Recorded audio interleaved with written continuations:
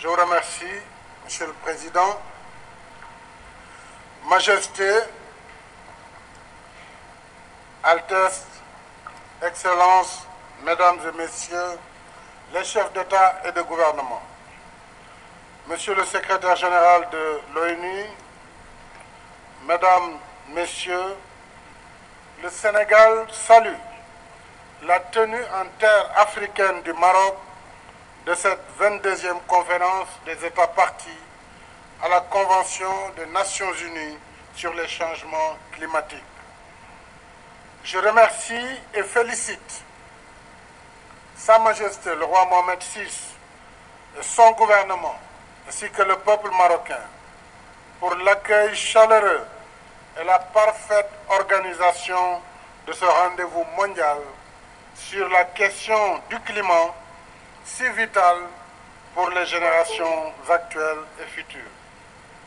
À la COP 21 de Paris, nous avons adopté un accord historique, aujourd'hui ratifié par la majorité des États partis, y compris les principaux pays émetteurs. C'est un grand progrès dans les efforts communs que nous menons pour contenir le réchauffement global en deçà du seuil limite de 2 degrés Celsius pour une planète écologiquement viable. Pour que l'esprit de Paris demeure, la COP22 de Marrakech doit être celle de l'action, celle des initiatives concrètes sur l'atténuation, l'adaptation, le transfert de technologies, le financement et le renforcement des capacités face aux phénomènes climatiques extrêmes.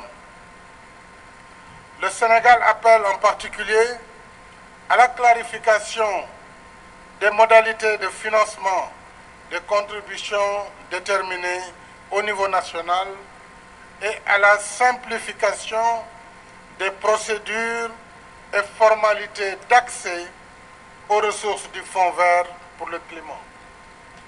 C'est l'essence même de la responsabilité commune, mais différenciée, et du respect par tous des engagements convenus.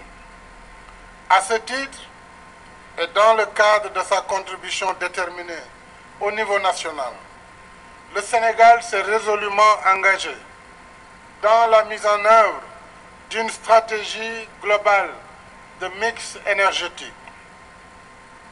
Ainsi, en plus de 2 centrales solaires que nous venons de mettre en service il y a quelques semaines, grâce à un partenariat public-privé, nous réaliserons d'ici 2018 7 autres projets d'énergie solaire et éolienne, dont 5 seront opérationnels dès l'année prochaine. Au total, le taux d'énergie renouvelable au Sénégal sera porté à 30% en 2018. Notre politique de renouvellement du parc automobile et de redéploiement du réseau ferroviaire s'inscrit dans la même dynamique de contribution aux efforts mondiaux de réduction des émissions de gaz à effet de serre.